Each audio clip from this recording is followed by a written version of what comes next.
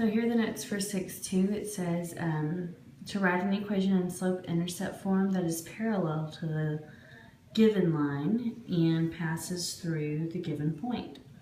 So you can see in examples 1 and 2, it has graphs, so I'll show you how to do that first graphically, and then example 3 and 4, it doesn't have graphs, so I'll show you how to do it with the table.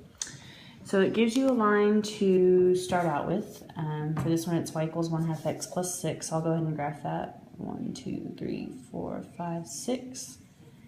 And then I'll go up 1/2 like this with my slope. And go back that way.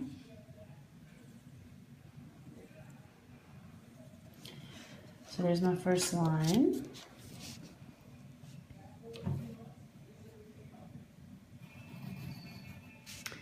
And then it wants a line that's parallel to this one, but goes through the point 8, 1.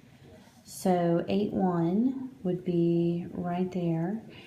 And if it's going to be parallel to this line, it has to have a slope of 1/2. So I'm going to keep this dot in mind, but I'm going to make a slope of 1/2. So it's going to kind of look like this.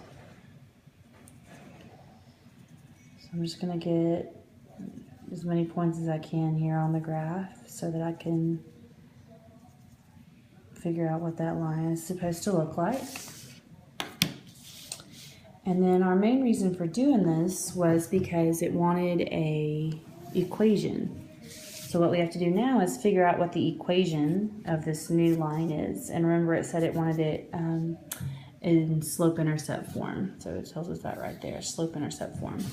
So remember, for slope-intercept form, we're going to do y equals mx plus b. So y equals m is the slope. Well, we know the slope is 1/2 because we created a slope of 1/2.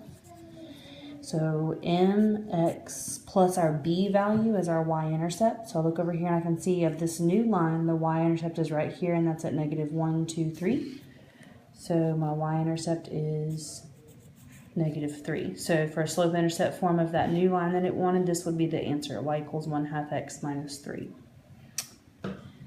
Just so you can see that again, for example 2, it wants you to graph y equals x plus 5. So 1, 2, 3, 4, 5 would be right here. And then it goes up and over 1. The slope of 1. The slope of 1s are so much fun to graph because you get to put so many dots on your paper here. It takes forever. So there's what the first line looks like.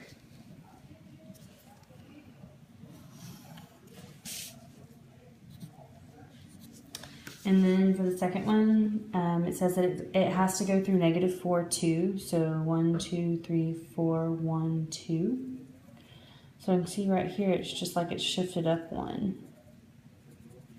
So there's what my second line would look like. And really the main important part is that you be able to see where your second line crosses the y-axis, so you can figure out what that y-intercept is.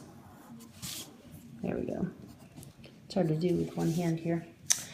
Okay, so here's my two lines. I can see the second one crosses just one above, so that's going to be at 6.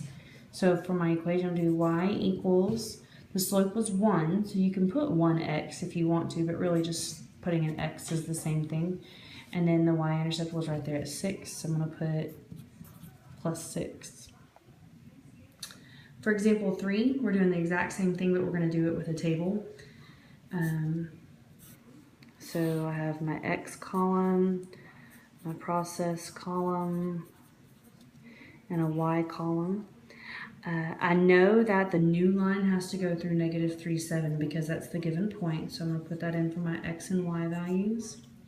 I also know that it has to have a slope of -2/3 in order to be parallel to this line. So I'm going to do the slope is -2/3. I'm going to multiply that times the x value of -3, because remember that's y equals m x plus b. So here's my m, here's the x value, and then I have to figure out what the b value is. So to do that, I do -2/3 times -3. That's going to be +2. But I need for the total of this column to be 7. So if I'm at positive 2 and I need the answer to be 7, I add 5. So I have negative 2/3 times my x value plus 5 was equal to 7.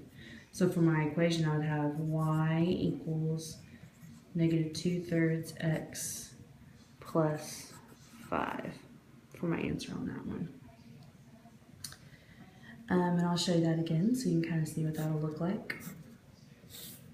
So x process y. So my x and y values are both 0. And remember, we're going to keep the slope-intercept form, y equals mx plus b in mind. So m is the slope. I know that the slope has to be 4 in order for those to be parallel, so I'm going to put a 4 here. Times my x value is 0, plus my b value. So 4 times 0 is 0, and to stay at 0, I don't need to add or subtract anything. So it's just 4 times the x value. So I get y equals 4x on that one.